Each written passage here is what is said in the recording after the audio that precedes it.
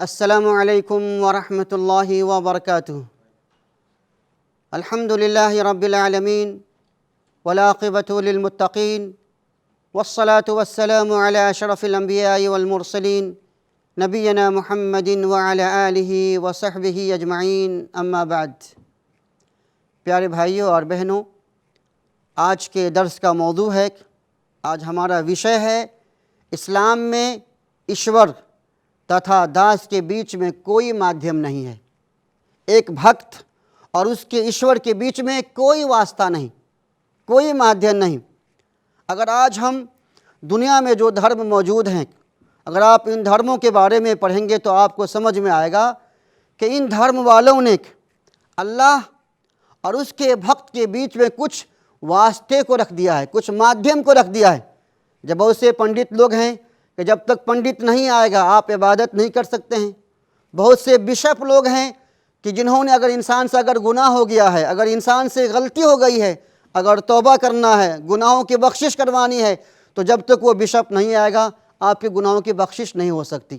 لیکن اسلام ایک ایسا دھرم ہے جس نے انسانوں کو ان تمام چیزوں سے آزاد کیا ہے، انسانوں کو سوچنے اور سمجھنے کی شکتی دی ہے، انسانوں کو عقل کی دولت سے مالا مال کیا ہے، اور اللہ تبارک و تعالی اور ایک انسان کے بیچ میں جو ایک واسطہ ہے، جو ایک مادھیم ہے، اسے ختم کر دیا ہے۔ کیونکہ ہم مسلمانوں کا یہ عقیدہ ہے دوستو کہ دنیا میں جتنے بھی لوگ ہیں اس کی بات لی بھی جا سکتی ہے اور چھوڑی بھی جا سکتی ہے، صرف ایک ہستی ہے جس کی ہر بات ہم مسلمانوں کو قبول کرنا ہے۔ وہ کون ہے؟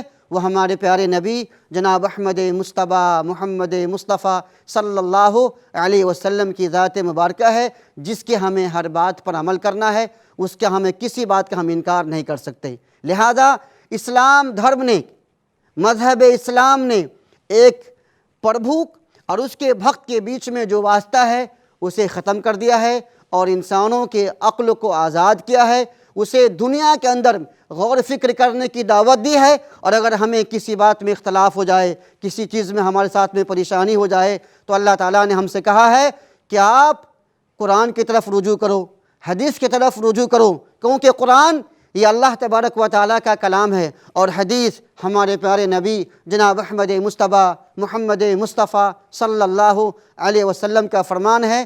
اسی لیے دوستو اسلام دھرم کے دو اہم شروط ہیں۔ اگر کوئی انسان اسلام دھرم کی حقیقت اور اس کی واستوکتا کو جاننا چاہتا ہے تو اسے چاہیے کہ وہ ان دونوں چیزوں پر عمل کرے۔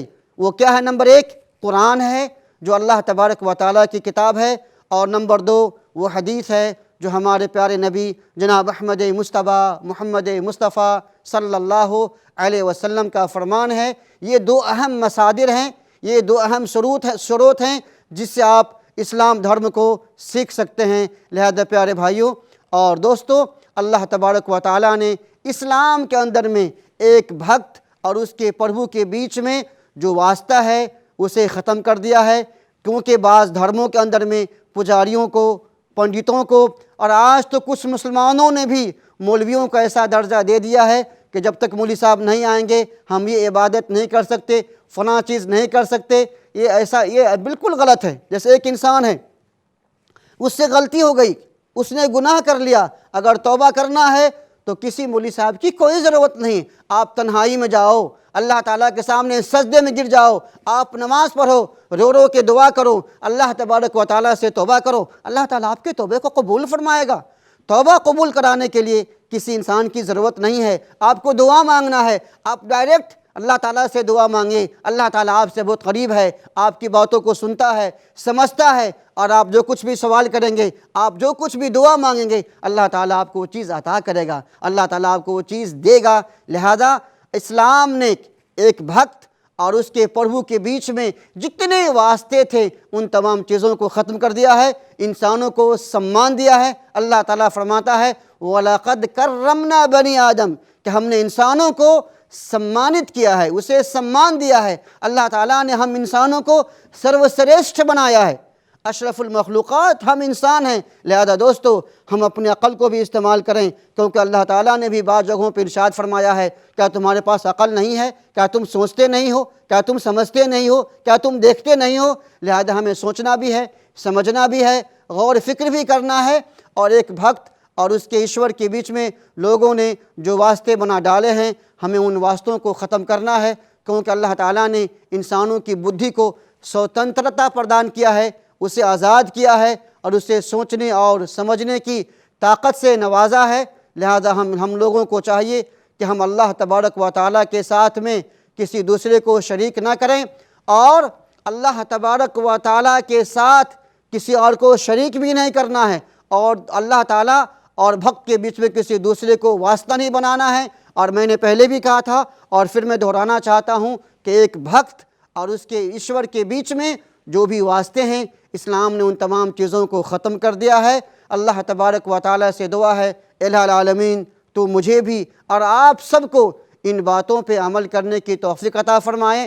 اور آج ایک انسان اور اس کے پربھو کے بیچ میں لوگوں نے جو ایک واسطہ بنا دیا ہے، اور اس طرح سے لوگوں نے ایک انسان کی عبادت کو شروع کر دیا ہے، لوگ اس کا سمان کرتے ہیں، ان کی عزت کرتے ہیں، ان کے پاؤں کو چھوتے ہیں۔